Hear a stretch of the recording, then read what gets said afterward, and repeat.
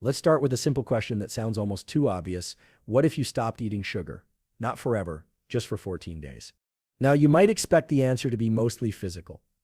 A few pounds lost, better blood sugar numbers, maybe some less bloating. But what if I told you the bigger changes happen in your brain? Here's the thing most people don't realize. Added sugar isn't just about calories or weight gain. It's a neurochemical disruptor. It hijacks dopamine pathways, alters your ability to focus, worsens sleep architecture, and triggers inflammatory cascades that affect everything from mood to memory. In other words, sugar is a nervous system agitator. The average adult consumes over 17 teaspoons of added sugar per day. That's not just in dessert, it's hidden in sauces, cereals, protein bars, even salad dressings. And every hit reinforces a feedback loop in the brain that makes you crave more. It's not a willpower issue, it's chemistry. So what happens when you cut it out, even for just 2 weeks? Here's what the research shows. Within days, your brain begins recalibrating dopamine sensitivity. Your gut microbiome shifts toward a more balanced ecosystem. Inflammation markers begin to drop. Your energy becomes more stable. Cravings reduce not by white knuckling, but because your system isn't constantly being triggered. The first few days are hard. No sugar means your brain's used reward system suddenly feels flat. That's withdrawal, real, measurable, and neurochemical. But around day 5 to 7, the fog begins to lift. Focus improves. Sleep deepens. By the end of 14 days, most people report a kind of mental clarity and emotional steadiness they hadn't realized was missing. In this episode, we're going to walk through exactly what happens when you remove sugar for 14 days from your brain chemistry to your metabolic function to your mood regulation. We'll break it down using neuroscience, behavioral psychology, and practical frameworks you can actually apply. I'll also share specific tools to help make this process easier. How to retrain cravings, what to eat instead, and how to stabilize your energy so you're not constantly chasing the next snack. If you've ever felt like sugar has a grip on your habits, your focus, or your energy, this is going to help you take back control, not by restriction, but by understanding how your biology actually works. Let's dive in. Most people think of sugar as a treat, a reward, a comfort. But from a neuroscience perspective, sugar is more like a lever. It pulls directly on your brain's reward circuitry, specifically the dopamine system. And the more often that lever gets pulled, the less responsive your brain becomes to natural, healthy rewards. Here's what's happening under the hood. When you consume sugar, your brain releases a surge of dopamine, particularly in the nucleus accumbens, one of the key regions involved in motivation, reward, and reinforcement. That's why you get a quick hit of pleasure, or at least satisfaction, after a sugary snack. But the more frequently you get that hit, the more desensitized your dopamine receptors become. Over time, it takes more sugar to feel the same satisfaction. That's not weakness or lack of discipline. It's basic neuroadaptation. And this is where it gets more interesting.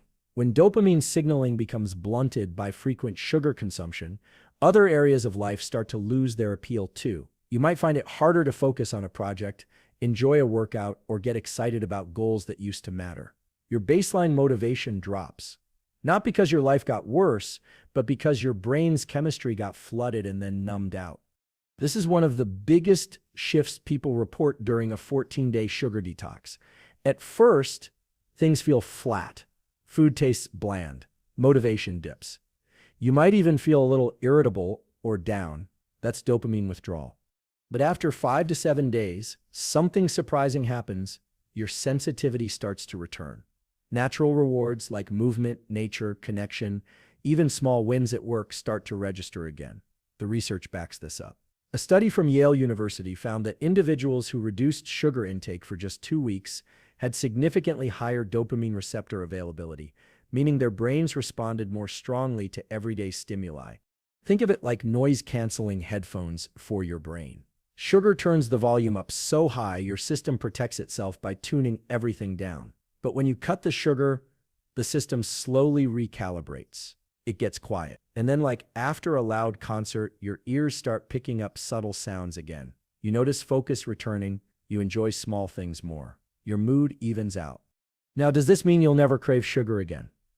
No, Dopamine is designed to push you toward reward, but what changes is how you respond.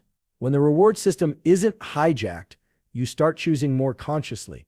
You're not being pulled around by cravings, you're driving. A simple tool to help this reset process.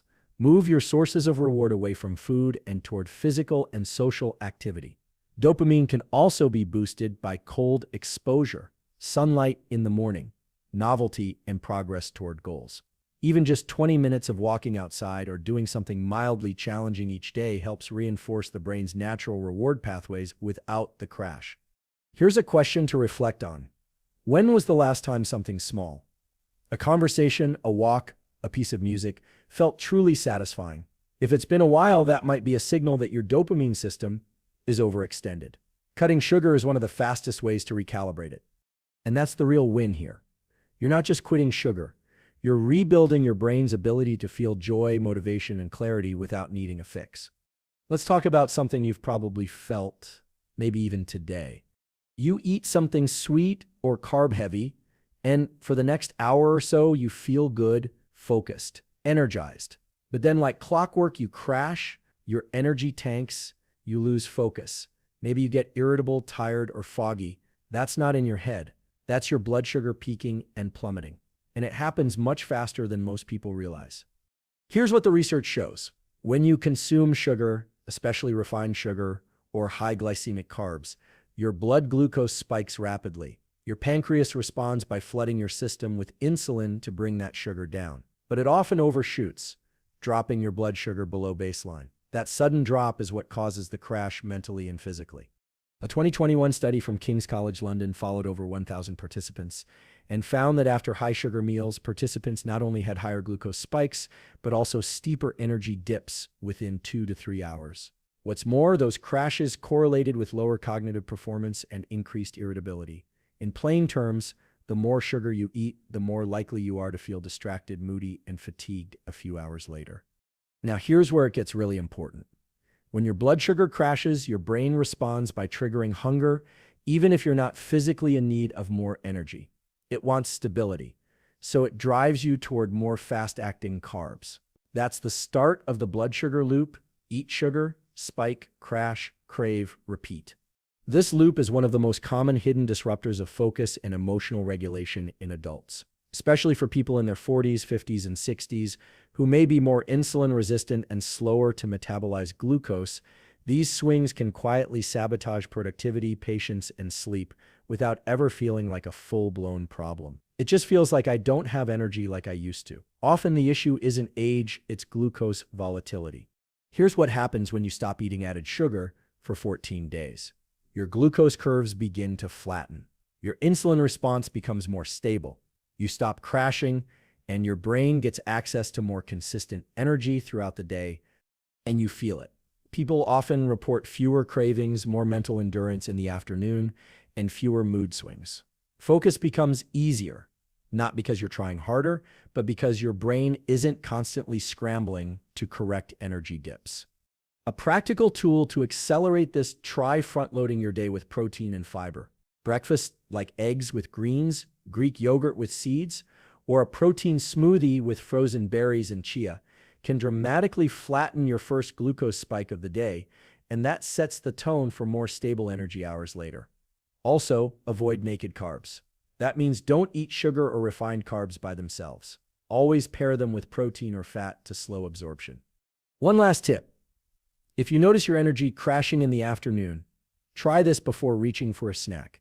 Take a 10-minute walk. Research from Arizona State University found that short walks after meals significantly reduced glucose spikes and improved mood within 20 minutes. It's a low-friction, high-impact habit. And if you're finding this breakdown useful so far, if it's helping you understand your brain and body a little more clearly, consider subscribing. This channel exists to give you evidence-based tools for optimizing your health and performance. If that's a mission you're into, we'd love to have you here. There's a word that gets thrown around a lot: inflammation. Most people think of it in terms of sore joints or maybe gut issues, but here's what many don't realize. Inflammation affects your brain just as much as your body. And one of the most consistent drivers of low-grade chronic inflammation, you guessed it, added sugar. Let's get specific. Every time you consume sugar, particularly fructose and refined carbs, it triggers a metabolic response.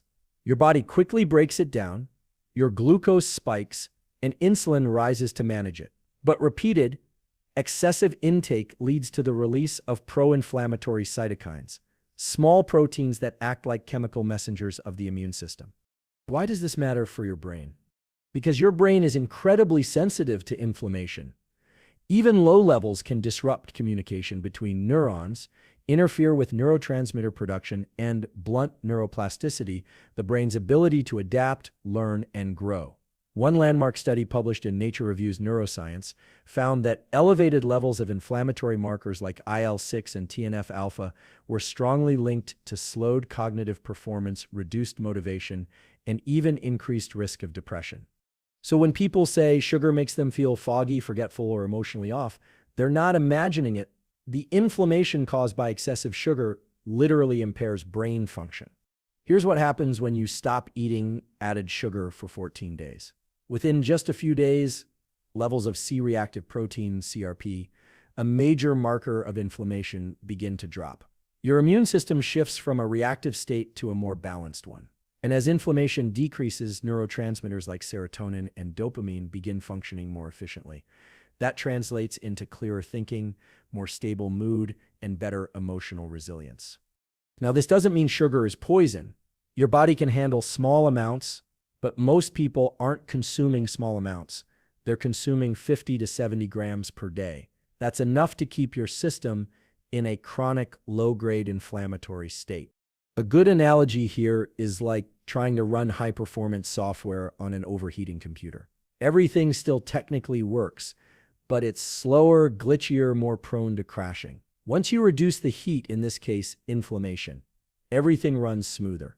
A simple tool to support this shift: increase your intake of polyphenol-rich foods during your 14-day reset. These include things like blueberries, dark leafy greens, green tea, and turmeric. Studies have shown these compounds actively downregulate inflammatory pathways in the brain. Combine that with stable blood sugar, and you're reinforcing a much calmer, more efficient neural environment. One more thing: inflammation affects your emotional tone. Chronically elevated cytokines increase activity in the brain's alarm center, the amygdala, and reduce connectivity with the prefrontal cortex, the part responsible for rational thought and emotional regulation. That's why sugar-heavy diets are linked with higher rates of anxiety and irritability. Cutting sugar isn't just about the waistline. It's about the way your brain interprets the world. And when inflammation goes down, your nervous system becomes more balanced, your thoughts become clearer, and your emotions become easier to navigate. You're not just changing your diet, you're changing your internal landscape. Let's shift focus from the brain to the gut, or more specifically, the connection between the two. The gut and brain are in constant communication through what's called the gut-brain axis, a complex network involving the vagus nerve, the immune system, and hundreds of neurochemicals. Your gut isn't just digesting food. It's influencing your mood, your focus, your immune responses, and even your decision-making. And here's the key point: what you feed your gut microbes directly affects what your brain experiences. So what happens when sugar enters the equation? Sugar feeds fast-growing, pro-inflammatory microbes, specifically certain strains of firmicutes and yeast like Candida albicans. These microbes thrive on simple sugars and crowd out beneficial bacteria like bifidobacteria and lactobacillus, which play key roles in producing neurotransmitters like serotonin and GABA. In short, sugar tips the balance of your gut microbiome towards species that worsen inflammation and reduce the production of calming, stabilizing brain chemicals.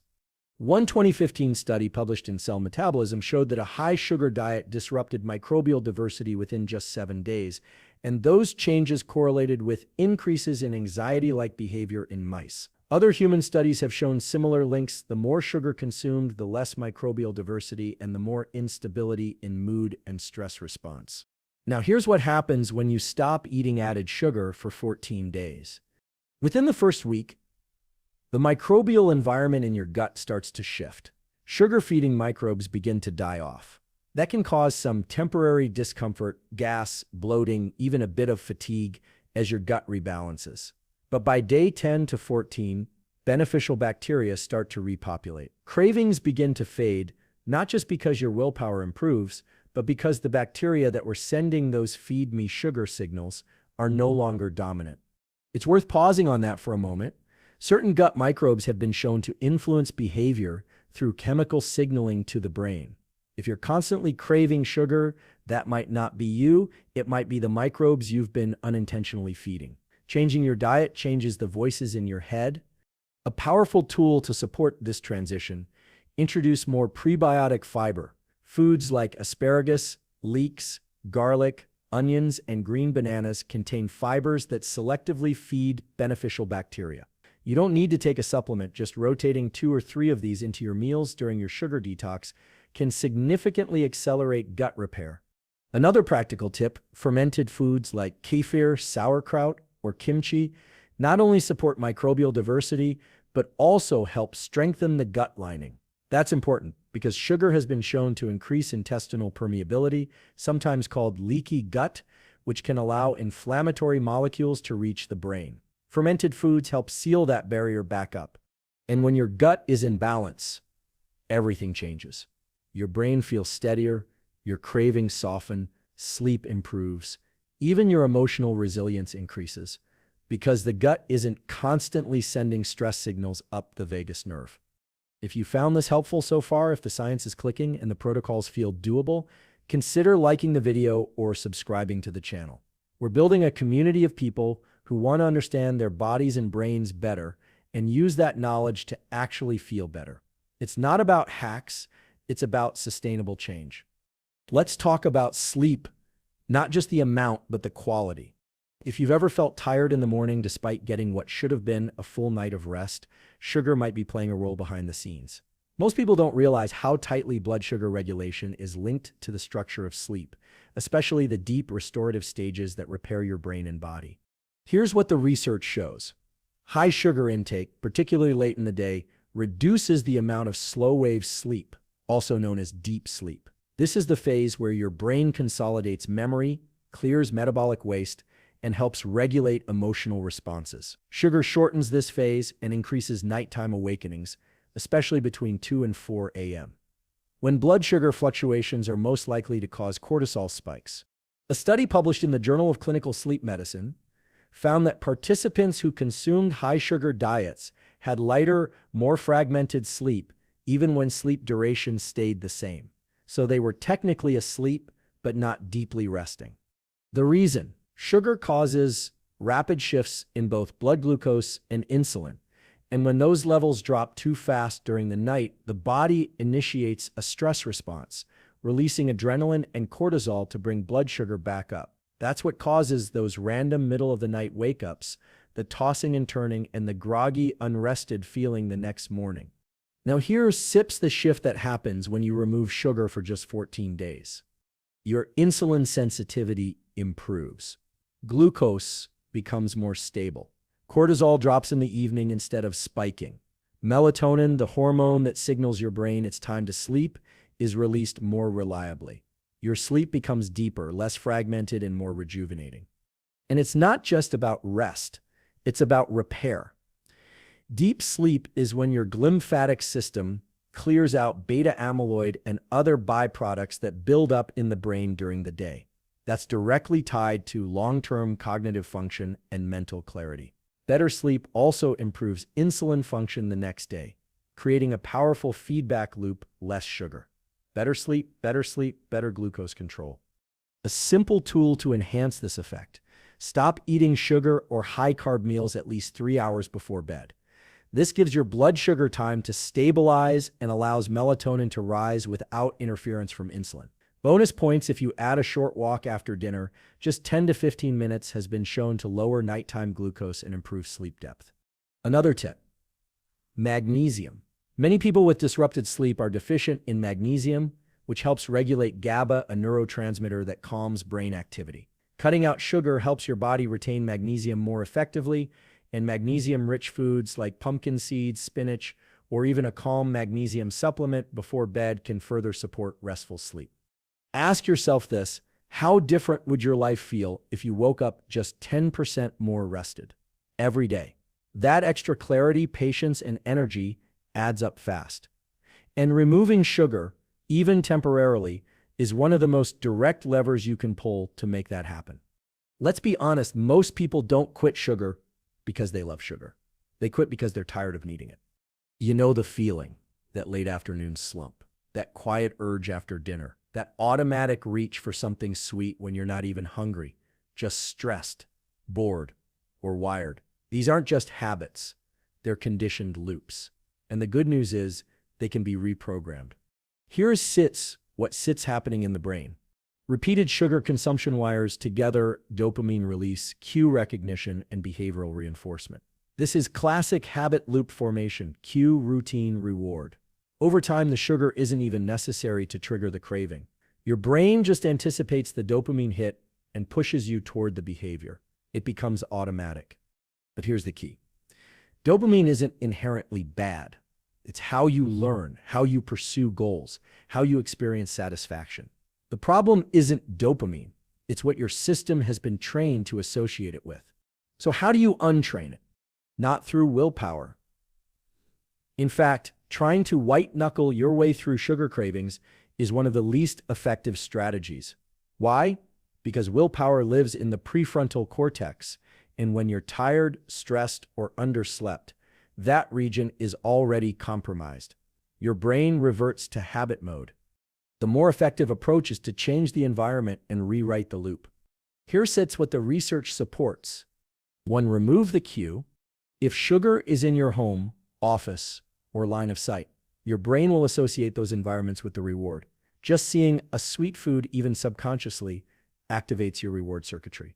So step 1, don't rely on self-control. Use cue control, remove or hide visible triggers. 2, interrupt the loop.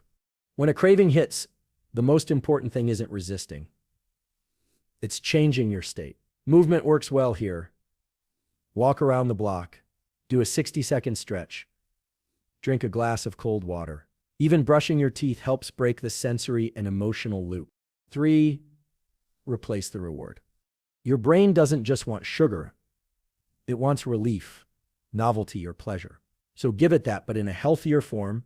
Try a piece of dark chocolate with nuts, or herbal tea with cinnamon, or even 5 minutes of upbeat music and movement. These are real alternatives, not punishments. That distinction matters. Verte reinforce progress. Every time you override a craving, it's not just a win, it's a rewiring moment. The brain encodes, I didn't give in, and I still feel okay. Do that enough times, and you begin to shift the baseline.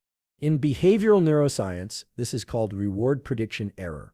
When the expected dopamine hit doesn't come, your brain starts questioning the value of the trigger. That's how cravings weaken. You can also use habit stacking, pairing a new positive behavior with an existing cue. For example, every time you get the 3 p.m. slump, instead of a cookie, you walk for 5 minutes and then drink tea. Same cue, different loop. The satisfaction starts to shift.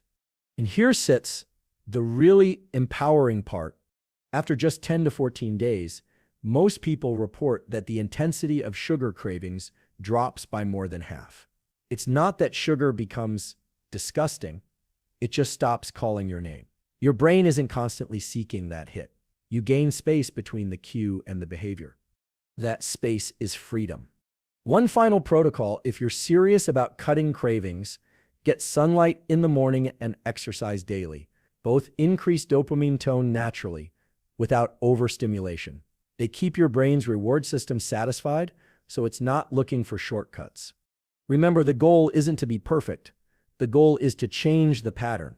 And once your cravings no longer run the show, you'll be shocked at how much lighter, calmer, and more focused your days become. Let's zoom out and take stock of what we've covered. Over the past 6 sections, we've looked at what happens when you stop eating added sugar for just 14 days, not through hype or fear, but through the lens of neuroscience, psychology, and real-world behavior change. We started with dopamine and how sugar hijacks your brain's reward system. Removing it helps recalibrate your sensitivity so you can actually feel motivated, focused, and satisfied again without needing constant stimulation. Then we broke down the blood sugar roller coaster and how sugar-induced spikes and crashes quietly wreck your energy, focus, and emotional regulation throughout the day. Removing sugar stabilizes that curve, and your mood along with it. We explored how inflammation, especially in the brain, is one of the most underappreciated consequences of sugar. Just 2 weeks of cutting back reduces inflammatory markers, leading to clearer thinking and steadier emotions. We went deeper into the gut-brain axis, where sugar feeds the wrong microbes, blunting serotonin and increasing anxiety. Taking sugar out lets your gut microbiome recover, shifting cravings and lifting your baseline mood.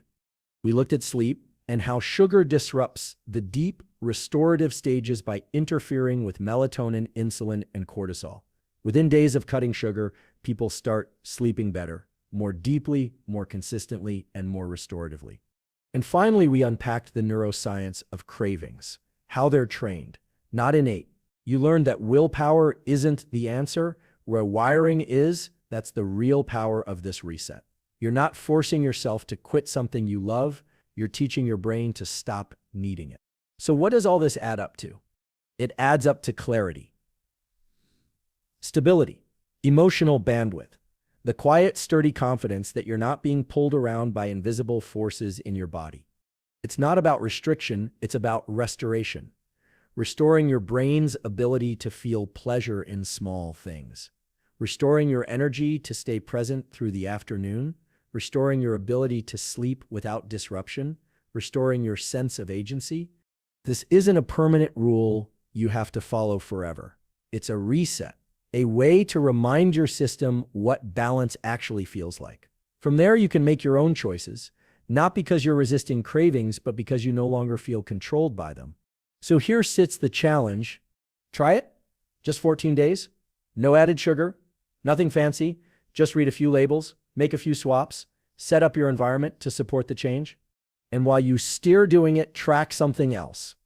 Notice how you feel when you wake up. Notice whether your mood shifts by afternoon. Notice when you stop thinking about food all the time. And most importantly, notice when life starts to feel a little easier. When your brain feels clearer. When your cravings fade, those moments are proof that your body isn't broken. It's adaptable. It just needed a break. If you found this breakdown helpful, if you're walking away with clarity or tools you can use, consider subscribing, liking the video, or sharing it with someone who might benefit from it. That's how this community grows. By curiosity, not judgment. By experimentation, not perfection. And by choosing to understand the body instead of trying to fight it. Thanks for spending this time with me. I'll see you in the next one.